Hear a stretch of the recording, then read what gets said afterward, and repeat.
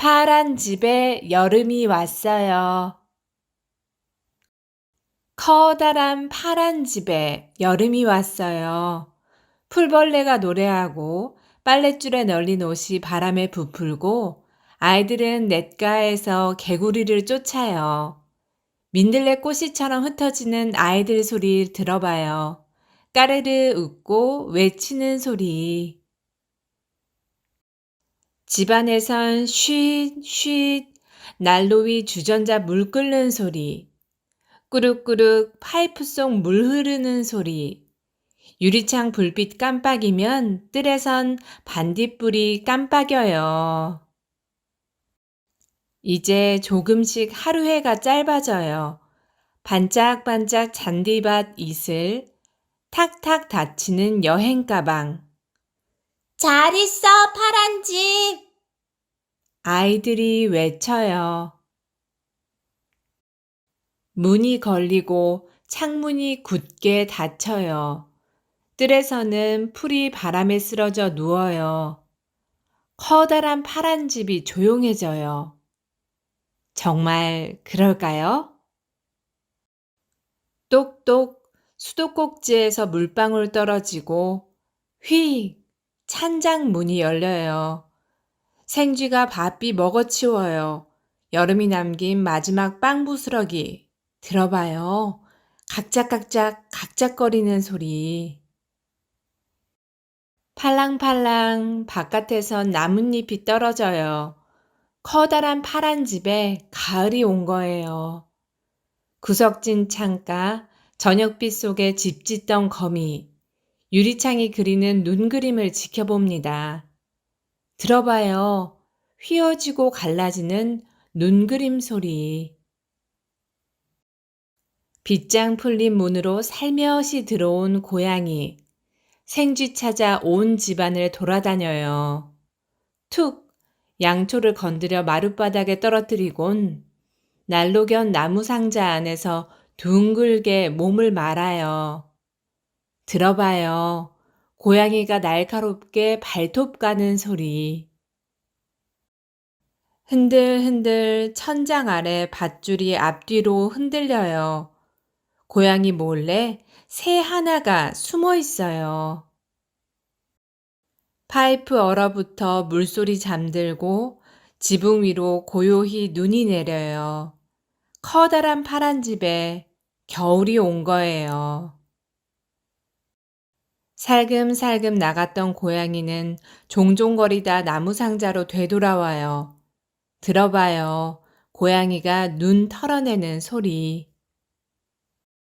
생쥐는 벽장 속에 숨었어요. 들어봐요. 생쥐가 구두끈 당기는 소리. 쫑긋. 갑자기 고양이가 귀를 세워요. 톡톡. 누군가 문을 두드려요. 비가 내려요. 잠든 뜰을 깨워요.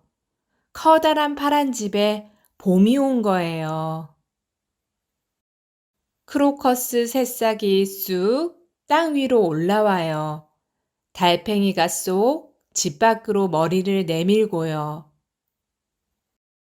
다락방 새는 나뭇가지며 헝겊조각으로 알록달록 포근한 둥지를 만들어요.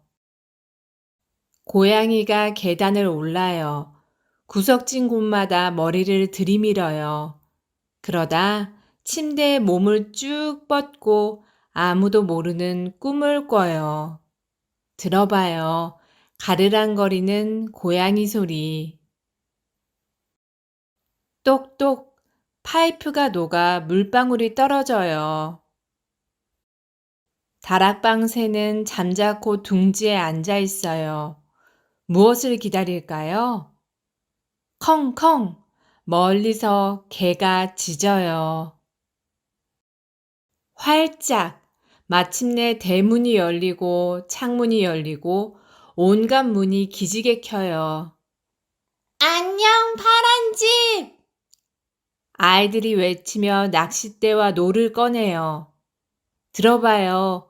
아이들 뛰어다니는 소리, 물 끓는 찻주전자의 휘파람 소리, 맨발로 계단을 밟는 소리. 그런데 저건 무슨 소리일까요? 야옹, 아기 고양이가 울어요. 짹짹, 아기 새가 울고요. 응애, 갓난아기가 울어요. 커다란 파란 집에 여름이 돌아왔어요. 사과씨 공주. 멀고 먼 옛날 아득히 먼 땅에서 일어난 이야기를 들려줄게요. 아주 나이 많은 왕이 다스리는 나라가 있었어요. 왕에게는 딸이 셋 있었죠. 한때 이 왕국은 숲으로 둘러싸여 있었어요. 새들의 노랫소리가 하늘에 울려 퍼졌고 궁전은 늘 왁자지껄 시끌시끌했죠. 하지만 왕비가 죽은 뒤로 온 나라에 가득했던 따뜻함이 사라져버렸어요. 겨울은 혹독하게 춥고 여름은 찌는 듯이 더웠어요. 슬픔이 궁전을 무겁게 짓눌렀죠. 왕과 새 공주는 가난해졌어요. 공주들은 누덕누덕 기운 드레스를 입었고 밖에 나갈 땐 왕관을 돌려가며 써야 했어요. 백성들은 더 가난해졌어요. 찌그러진 오두막에 살면서 메마른 땅에 남은 풀을 뜯어먹고 살았어요. 아이들은 막대기와 돌멩이를 가지고 놀다가 저녁도 못 먹고 잠자리에 들어야 했어요. 동물들은 너무 말라서 갈비뼈들이 서로 부딪히는 소리가 들렸고 새들은 배가 고파서 노래도 부를 수가 없었어요. 왕비는 죽기 전에 사랑하는 새 딸을 불렀어요.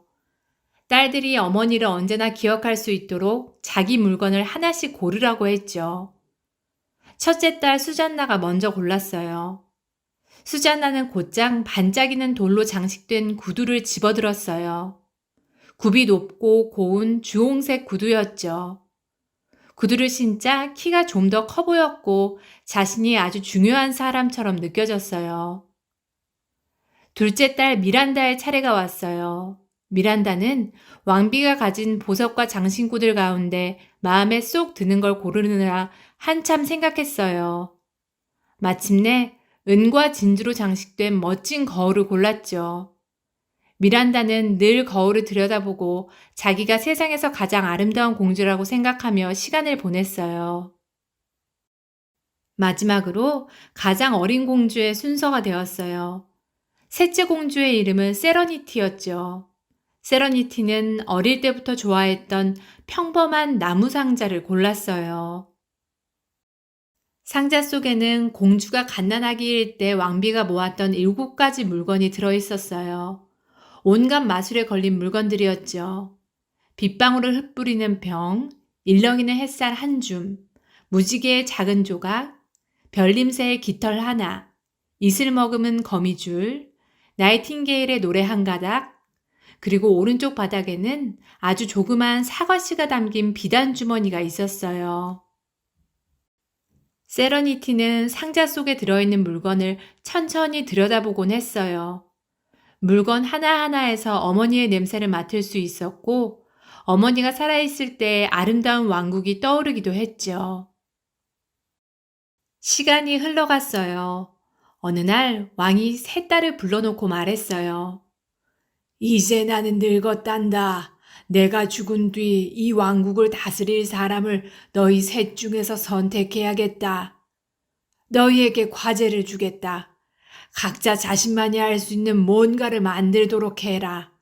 내가 너희를 자랑스럽게 여길 수 있는 것으로 말이야.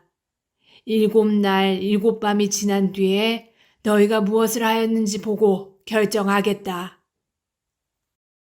수잔나는 아주 영리해서 만들고 싶은 게 바로 떠올랐어요.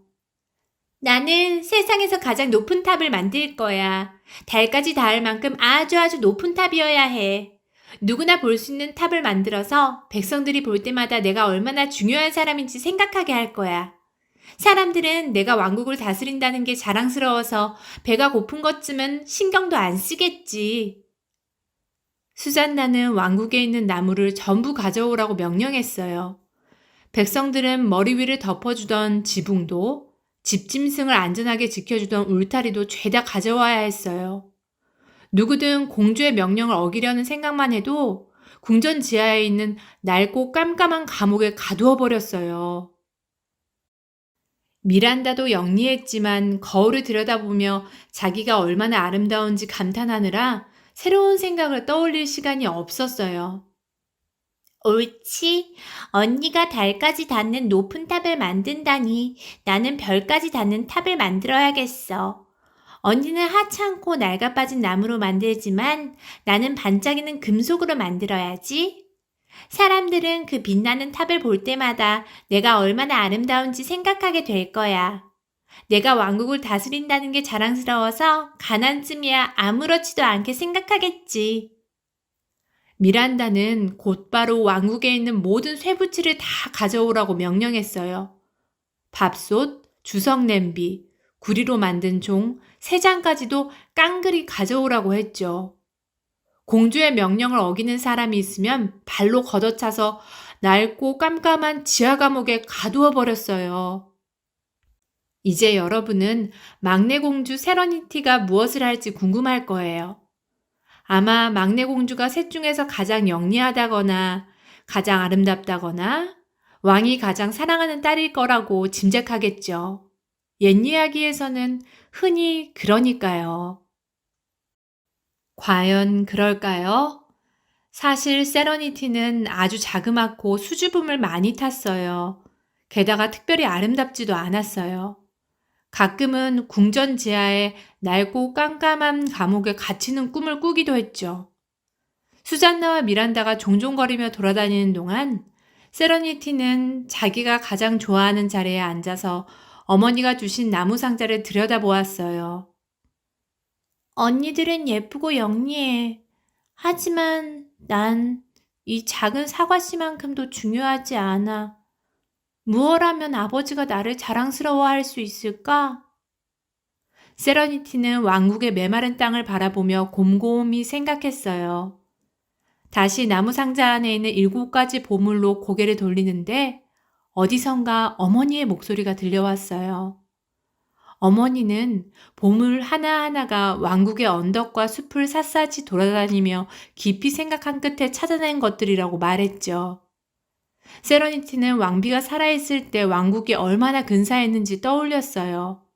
그러자 아주 놀라운 생각 하나가 마음속에서 살금살금 자라나기 시작했어요. 세러니티는 한동안 생각에 잠겨있다 입가에 방긋 웃음을 띄었어요. 그리고 일을 시작했죠. 첫째 날, 세러니티는 조그만 모종삽을 들고 땅을 파기 시작했어요. 아주 힘들었죠. 햇님이 땅을 바싹 구워놓았기 때문이에요. 그래도 세러니티는 부슬부슬한 갈색 흙이 나올 때까지 계속 파냈어요. 이제 조심조심 비단 주머니 속에 있는 작은 사과씨를 꺼내어 부드러운 땅에 살며시 심었어요. 둘째 날, 세러니티는 땅을 조금 더 파서 사과씨 옆에 배씨를 심었어요. 아침 식사 때 먹은 배에서 나온 씨앗이었죠. 그 위에 병에 담긴 빗방울을 살살 뿌려주었어요. 셋째 날, 점심으로 나온 오렌지의 씨앗을 심었어요. 그리고 일렁이는 햇살이 땅 위에서 춤추게 했어요. 그러자 놀랍게도 초록빛 새싹이 힘차게 흙을 밀어내고 땅 위로 쑥 올라왔어요. 넷째 날, 세러니티는 저녁으로 나온 버찌의 씨앗을 심었어요. 그러고는 자그마한 무지개 조각을 꺼내서 푸른 하늘 위로 던졌어요. 하늘 높이 무지개가 걸리고 작은 초록 잎들은 햇님을 향해서 활짝 웃었어요. 다섯째 날, 세러니티는 마을에 사는 사내 아이가 자기를 지켜보고 있는 것을 알고 그 아이를 불렀어요. 아이는 단단한 복숭아씨를 가져와 심고 세러니티를 돕기 시작했어요. 둘은 온종일 함께 일하며 뜨거운 태양 아래 땅을 팠어요. 저녁쯤에 둘은 좋은 친구가 되어 있었어요.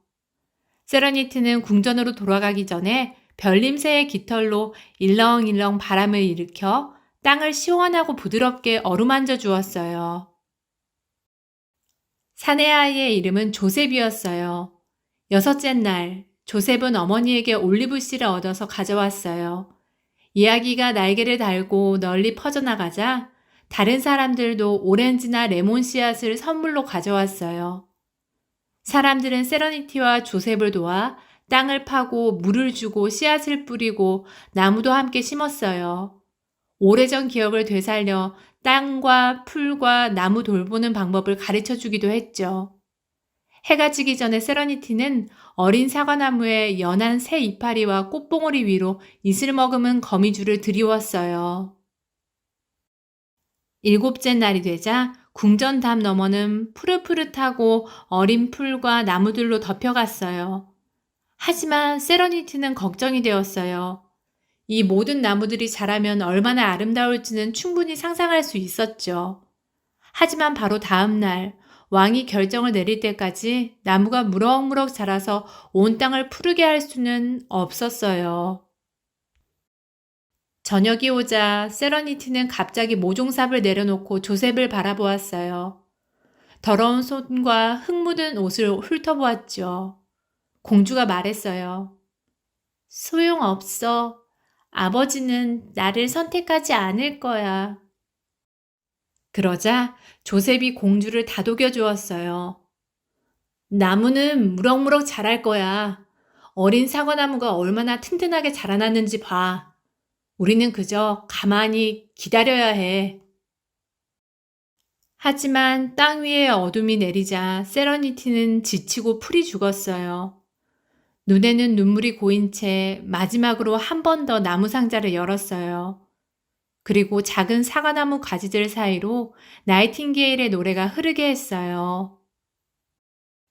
아름다운 소리가 귓가에 들려오자 세러니티와 조셉은 지칠 대로 지쳐 잠에 빠져들었어요. 날이 밝았어요. 이른 아침 왕이 나타났어요. 결정을 내릴 때가 되었죠. 수잔나가 자신이 만든 탑 꼭대기에서 왕을 불렀어요. 아버지, 아버지, 이 탑 좀 보세요. 이보다 더 높은 탑을 보신 적 있으세요? 이 왕국은 제가 다스려야 해요. 그러나 왕은 거대한 탑이 드리운 그늘에서 덜덜 떨어야 했어요. 아버지, 아버지, 저 좀 보세요. 미란다도 자기가 만든 탑 꼭대기에서 왕을 불렀어요. 제 탑이 세상에서 가장 아름답지 않나요? 왕국을 다스릴 사람은 바로 저예요. 그러나 왕은 탑이 햇빛을 받아 번쩍이는 바람에 눈을 뜰 수가 없었어요. 왕은 세러니티를 찾았지만 어디에도 보이지 않았어요. 왕은 궁전 밖으로 나오다 땅바닥에 잠들어 있는 세러니티와 조셉에게 걸려 넘어질 뻔했어요. 왕이 부드럽게 두 사람을 깨웠어요. 아버지, 정말 죄송해요. 세러니티가 이야기를 시작하려 했지만 왕은 조용히 막내딸의 어깨를 감싸 안고 등을 돌려 일으켰어요. 눈길이 닿는 끝까지 잘 자란 나무와 풀로 가득 뒤덮여 있었어요. 나무들은 온갖 과일과 올리브와 단단한 열매를 맺은 채 이른 아침에 반짝이는 햇살을 받아 싱싱하고 푸르렀어요. 왕은 세러니티의 팔짱을 끼고 천천히 걷기 시작했어요. 아침 공기는 꽃향내로 가득했고 아이들이 여기저기서 뛰놀았어요. 사람들은 과일을 따거나 나무를 돌보았고 늙은이들은 시원한 그늘 아래 앉아서 쉬었어요. 늙은 왕은 슬프고 우울했던 마음이 다시 따뜻해져 오는 걸 느낄 수 있었어요. 신선한 바람이 왕의 슬픔을 멀리 날려보냈어요. 세러니티, 내 딸 세러니티, 내가 이 왕국을 다스리게 될 거야. 내가 왕국을 바꾸어 놓았구나. 다시 꽃이 만발하고 새들이 노래하는 땅으로 만들었어. 그런데 수잔나와 미란다가 어떻게 되었을지 궁금하다고요? 수잔나는 삐걱거리는 탑 맨 꼭대기에 주홍색 구두를 신고 발끝으로 서서 힘껏 손을 뻗으면 겨우 달에 닿을 수 있었어요. 그리고 미란다도 번쩍이는 탑 맨 꼭대기에 서서 아슬아슬 균형을 잡으면 겨우 별에 닿을 수 있었죠. 하지만 얼마 뒤에 둘은 조금 쓸쓸해졌어요. 그때 향기로운 바람에 실려 사람들의 웃음소리와 새들의 노랫소리가 들려왔죠. 그러자 둘은 아래로 내려왔어요. 그리고 나무 아래 앉아있는 왕과 세러니티와 조셉과 수많은 사람들에게 다가갔죠. 모두 함께 행복한 시간을 보냈어요. 밤이 되자 새 공주는 풀밭에 누웠어요. 그리고 마법처럼 울려 퍼지는 나이팅게일의 노래에 귀를 기울였답니다. 테디를 찾습니다. 역은 무척 붐볐어요. 엄마는 내 손을 꼭 잡았어요. 나도 테디 손을 꼭 잡았죠. 우리는 할아버지 댁에 가는 길이에요. 전철은 역마다 멈춰 섰어요. 그때마다 사람들이 내리고 또 다른 사람들이 올라탔어요. 다들 어디로 가는 걸까요? 갑자기 엄마가 외쳤어요. 지금 내려야 해. 우리는 허둥지둥 승강장에 내렸어요. 곧바로 전철문이 닫혔고요. 그런데 테디는 어디 있는 거죠? 세상에, 테디를 깜빡했어요. 전철은 떠나버렸고 나는 그 자리에서 꼼짝도 할 수 없었어요. 걱정 마. 다시 찾을 수 있을 거야. 엄마가 말했어요. 할아버지를 만났지만 테디가 없으니까 하나도 신나지 않았어요. 할아버지는 엄마가 어릴 때 가지고 놀던 곰인형을 주셨어요. 그래도 기분이 나아지지 않았어요. 그건 내 테디가 아니니까요. 그날 밤 꿈에 테디가 나타났어요. 테디는 나를 어디론가 데려갔어요. 잃어버린 물건이 모두 모여있는 방이었어요. 내가 여태껏 잃어버린 것들도 그곳에 있었죠. 제일 좋아한 주황색 점퍼? 이건 버스에 두고 내렸던 거예요. 커다란 비치볼. 이건 바다에 떠내려갔고요. 아끼던 보라색 머리핀, 만능 도시락통, 도서관에서 빌린 책도 있었어요. 줄무늬 양말 한 짝, 물방울 무늬의 양말 한 짝, 길쭉한 꽃무늬 양말 한 짝도요. 그리고 테디! 다음 날 할아버지와 아침을 먹으며 밤사이 꾸었던 꿈 이야기를 했어요. 내 말을 들으니 좋은 생각이 떠오르는구나. 할아버지가 고개를 끄덕였어요. 테디가 어디에 있을지 알겠어. 우리는 역으로 다시 갔어요. 할아버지는 내 손을 꼭 잡았어요. 나도 할아버지 손을 꼭 잡았죠. 길을 따라 걷다가 모퉁이를 돌았어요. 아, 여기구나. 나는 할아버지가 가리킨 곳을 보았어요. 할아버지와 나는 줄을 섰어요. 안에는 나처럼 물건을 잃어버린 사람들로 북적였어요. 우산을 잃어버린 아저씨, 열쇠를 잃어버린 아주머니, 자전거를 잃어버린 남자아이도 있었어요. 마침내 내 차례가 되었어요. 테디를 잃어버렸어요. 곰인형 말이니? 이곳에 많이 있단다. 나를 따라오렴. 분실물 보관소 아주머니는 나를 큰 방으로 데려갔어요. 그곳은 바닥부터 천장까지 선반으로 빼곡했어요. 선반마다 사람들이 잃어버린 물건이 가지런히 놓여 있었고요. 꿈에서 본 모습과 비슷했어요. 우산과 안경, 모자와 열쇠가 아주 많았어요.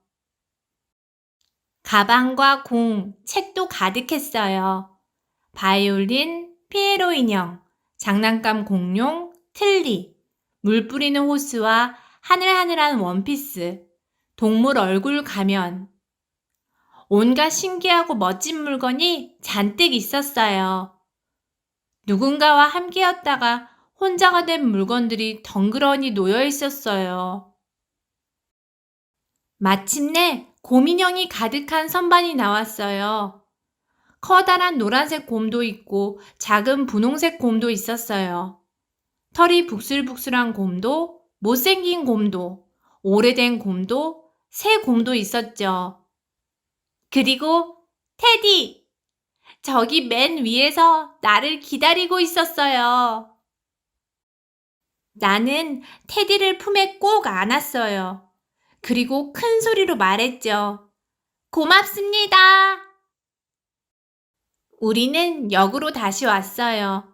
나는 할아버지 손을 꼭 잡고 테디를 꼭 끌어안았어요. 집으로 가는 내내 나는 테디를 꼭 안았어요.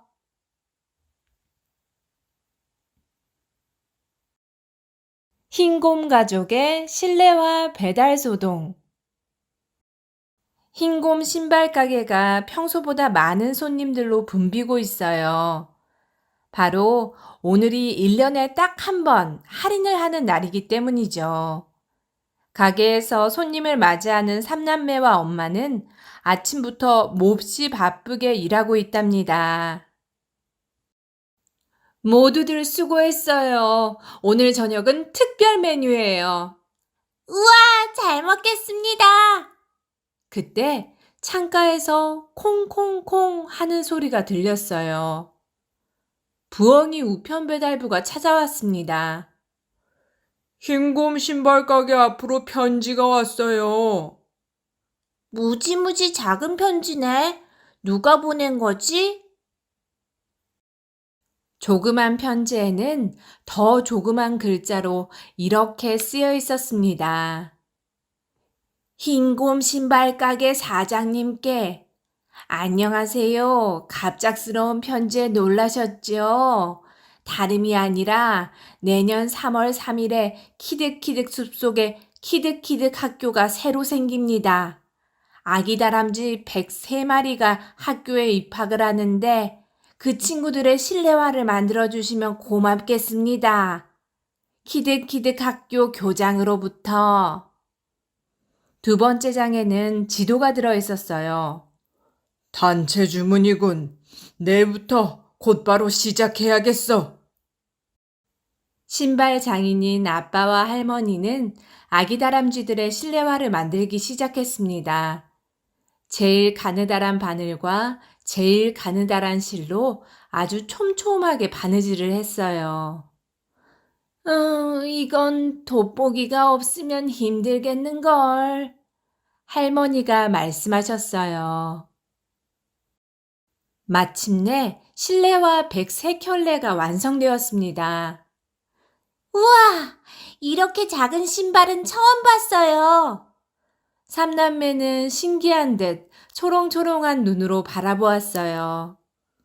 엄마가 핀셋으로 한 켤레씩 집어서 정성스럽게 상자에 담았습니다. 지붕 위에 눈도 사르르 녹은 어느 화창한 날 아침. 신발 배달 다녀오겠습니다. 삼남매는 실내화 103켤레가 든 종이봉투를 들고 키득키득 학교를 향해서 출발했어요. 삼남매는 지도를 보며 걸어갔습니다. 흰곰 신발 가게가 있는 흰눈 마을을 나오자 푸른 과수원과 밭들이 펼쳐졌어요. 다리를 2번 건넜더니 곧 전나무 숲이 이어졌습니다. 키득키득 숲은 그 안쪽이에요. 숲으로 들어서자 키득키득 학교를 금방 찾을 수 있었어요. 숲에서 가장 키가 큰 나무가 키득키득 학교였거든요. 우와, 문이 저렇게 높은 곳에 있다니. 그런데 어떻게 올라가지? 삼남매는 고민에 빠졌어요. 이야, 오랜만이네. 때마침 꼬마 거인이 그곳을 지나가다가 삼남매와 마주쳤어요. 꼬마 거인도 흰곰 신발 가게의 손님이었죠. 그럼 내가 옮겨줄게. 와, 정말 고마워. 딩동 딩동 초인종을 누르자 다람쥐 교장 선생님이 나왔습니다. 어머나, 벌써 실내화가 다 되었군요. 이렇게 멀리까지 찾아와줘서 고맙습니다. 교장 선생님은 새하얀 실내화를 보고는 몹시 기뻐했습니다. 입학식이 기대되네요. 하지만, 갑자기 교장 선생님이 한숨을 내쉬었습니다. 사실 우리 학교에 아직 놀이도구가 너무나 부족하거든요. 아이들에게 최고의 학교를 만들어주고 싶은데. 돌아오는 길에 삼남매와 꼬마 거인은 머리를 맞대고 생각했습니다. 우리가 도울 수 있는 방법이 없을까? 혹시 우리가 어릴 때 가지고 놀았던 장난감을 이용하는 건 어때? 누나 흰곰의 말에 꼬마 거인도 손뼉을 짝 하고 쳤습니다. 우리 집에도 도움이 될 만한 것들이 있어. 삼남매와 꼬마 거인은 이렇게 물건들을 모았답니다. 삼남매의 나무 블록과 꼬마 거인이 가져온 재미있는 모양의 빨대, 탁구공, 단추, 조각천, 그리고 과자 상자, 나무젓가락, 이쑤시개.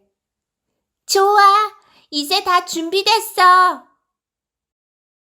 다음 날 삼남매와 꼬마 거인은 키득키득 학교로 향했습니다.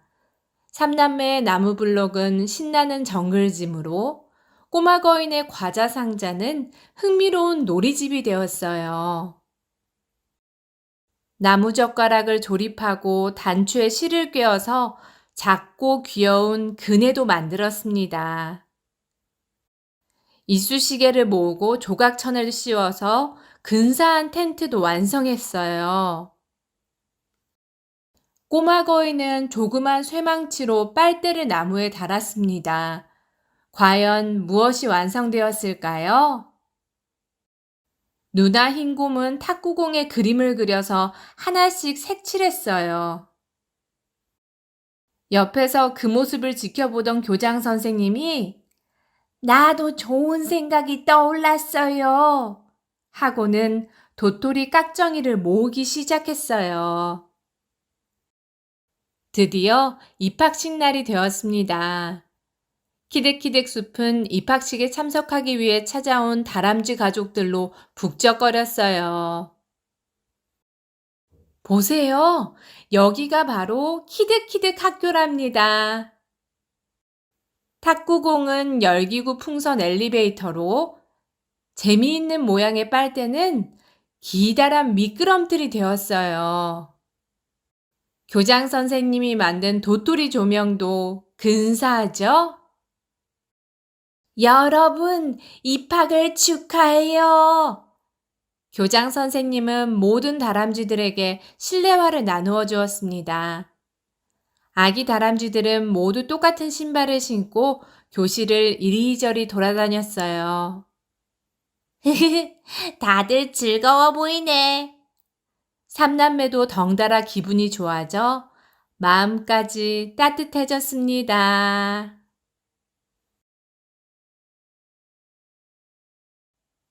어느 사랑 이야기. 작고 귀여운 사랑의 신 큐피드는 마음 가는 대로 사랑의 화살을 쏜다. 그중 어떤 화살은 특별한 사람의 심장에 꽂혀 불꽃 같은 열정이 가득한 극적인 사건을 만들어낸다. 그 이야기가 소설이나 영화로 만들어지기도 한다. 하지만 대부분의 화살은 보통 사람의 심장에 닿아 평범하지만 수천, 수만 가지의 아름다운 이야기를 만들어낸다. 곧 만나게 될 조르주와 조제트의 사랑 이야기처럼 말이다. 조르주는 수영 선생님이었어요. 조제트는 수중 발레 선수였죠. 어느 날 둘은 운명처럼 수영장에서 만났어요. 서로 첫눈에 반했죠. 조르주가 더듬거리며 말했어요. 다시 만나 뵐 수 있을까요? 우리 같이 소풍 가는 건 어때요? 하지만 우린 이제 겨우 알게 되었는데. 조제트는 작게 중얼거렸지만 결국 데이트 신청을 받아들였어요. 둘은 멋진 하루를 보냈어요. 조르주는 기타로 금지된 장난을 연주했어요. 몇 군데 틀렸지만 조제트는 알아채지 못한 것 같았어요. 저녁 무렵에는 박람회장에 갔어요. 좀 어지러워요. 조제트가 말했어요. 다음에는 무도회에 갔어요. 그날은 7월 14일이었거든요. 좀 어지러워요. 조제트가 말했어요. 당신을 꼭 안고 싶은데요. 조르주가 속삭였어요. 좀 어지러워요. 조제트는 그렇게 말하고는 조르주를 꼭 껴안았답니다. 얼마 후 둘은 결혼식을 하고 신혼여행을 떠났어요. 신혼여행에서 돌아와 가구를 장만하고 작은 사랑의 보금자리에서 새로운 삶을 시작했어요. 조르주는 조제트에게 털이 뻣뻣한 스코틀랜드 테리어를 선물했어요. 조르주는 다시 수영장에서 일했어요. 가끔 저녁이면 기타를 꺼냈어요. 조제트는 집안일을 했어요. 수영을 그만두고 수채화를 그리기 시작했어요. 삶은 그렇게 평화롭게 흘러갔어요. 그러던 어느 날이었어요. 우리 아기를 가지면 어떨까요? 조제트가 물었어요. 아기요? 우리에겐 이미 강아지가 있잖아요. 조르주가 대답했어요. 강아지와 아이는 달라요. 아이가 있다면 우리 삶이 더 가치 있을 것 같아요. 조제트는 계속해서 말했어요. 그게 자연의 섭리니까요. 사람, 동물, 꽃, 모두 다 아이를 갖고 싶어 하잖아요. 좋아요. 조르주가 대답했어요. 눈부시게 아름다운 어느 날 아침, 조제트가 큰 소리로 외쳤어요. 조르주, 조르주, 된 것 같아요. 뭐가요? 아기를 가진 것 같아요. 내가 만져봐도 돼요? 조르주가 떨리는 목소리로 물었어요. 드디어 귀여운 여자아이가 태어났어요. 조르주, 아기 이름을 뭐라고 지을까요? 우리 할머니 이름을 따서 마르타는 어때요? 우리 할머니 이름을 따서 클레망트는요? 결국 마르틴이라고 부르기로 했어요. 그 다음 이폴리트가 태어났고 이어서 베르나데트가 태어났어요. 또 조슬린이 태어났고 막내 제라르가 태어났어요. 아이들은 돌아가며 성홍열과 홍역, 백일해를 알았어요. 줄줄이 이가 빠지고 팔이 부러지며 커갔어요. 물론 깔깔대고 소란을 피우고 어리광도 부리며 자랐죠. 생일 케이크를 맛보고 어버이날 선물도 만들면서요. 그렇게 계절이 여러 번 바뀌었어요. 어느 날 조제트는 이웃집 여인의 팔에 안긴 조르주를 보고 깜짝 놀랐어요. 조제트는 울며 불며 소리쳤어요. 접시도 몇 개 깨뜨렸어요. 그러나 조제트는 조르주를 용서했어요. 이듬해 겨울 조제트가 심하게 아팠어요. 조르주는 조제트를 밤새워 간호했어요.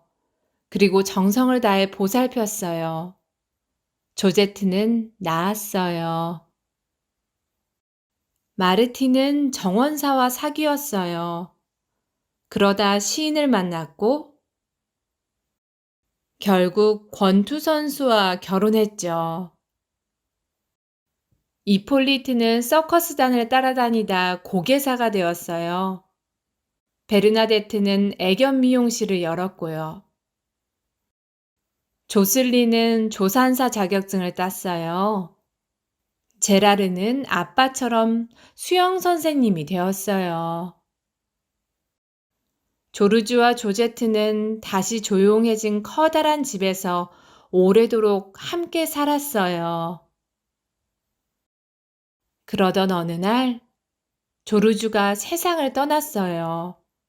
조제트는 다시 혼자가 되었어요. 아니, 완전히 혼자는 아니었어요. 해마다 7월 14일이면 손자, 손녀들이 모두 모였으니까요. 조제트는 조르주와 처음으로 데이트했던 이야기를 해주었어요. 조르주와 소풍 갔던 이야기와 박람회장과 무도회에 갔던 이야기, 불꽃 아래에서의 첫 번째 입맞춤까지. 조제트는 그렇게 한결같이 사랑 이야기를 들려주었어요. 너희들도 알다시피 할아버지는 기타 연주를 잘하지 못했지. 틀린 데도 많았고, 실은 할머니는 금지된 장난을 좋아하지 않았어. 그렇지만 그 사실을 할아버지에게 한 번도 말하지 않았단다. 보물을 품은 숲으로. 우리 둘은 생물학자야. 탐험가이기도 하고. 우리는 숨겨진 보물을 찾아서 도시를 떠나 숲으로 가기로 했어. 사람과 짐을 가득 실은 버스를 타고 우리는 길을 떠났지. 숲으로 가는 길은 정말 멀거든. 버스가 숲 입구에 도착하자 우리는 나무를 베러 온 벌목꾼들과 함께 내렸어. 나무가 잘려나간 숲은 전쟁터 같아. 우리는 안내자를 만나서 숲속 깊은 곳을 향해 모험을 시작했어. 어마어마하게 큰 강이 나타났어. 우리는 아주 기다란 나룻배를 탔어. 마침내 우리 앞에 초록숲이 모습을 드러냈지. 강물은 우거진 나무들 사이로 굽이굽이 흐르고 있어. 우리는 2시간쯤 배를 타고 가고 있어. 숨겨진 보물은 언제 찾을 수 있을까? 숲에 어둠이 찾아왔어. 우리 3사람은 야영을 하려고 텐트를 쳤지. 숲에 사는 온갖 생물들이 내는 갖가지 소리가 들려왔어. 아침에 우리는 다시 길을 나섰어. 안내자가 숲길을 아주 잘 알고 있어. 카멜레온, 너 우리를 보았니? 우리도 널 봤단다. 눈치채지 못했지? 한참을 걸어 한낮쯤 되었을 때 우리는 숲속 작은 마을에 도착했어. 조상 대대로 아주 오랜 시간 이곳 밀림에서 살아온 사람들을 만났지. 마을 사람들의 얼굴에는 자부심이 가득했어. 우리는 계속해서 보물을 찾아다니고 있어. 걷다 보면 갑자기 비가 쏟아지기도 해. 물론 비가 올 줄 알았지. 여긴 거의 날마다 비가 오거든. 비가 그쳤어. 앵무새가 깃털로 그려놓았나? 무지개가 떴어. 머리 위로 마법이 펼쳐졌어. 우와, 찾았다! 우리가 그토록 찾던 소중한 보물을. 우리는 정말 행복했어. 나비가 굉장히 아름다웠거든. 그런데 이 나비는 이제 몇 마리 남지 않아서 멸종될지도 몰라. 나비가 나무들 사이로 훨훨 날아갔어. 보물을 품은 초록숲. 우리 모두 반드시 지켜야 해.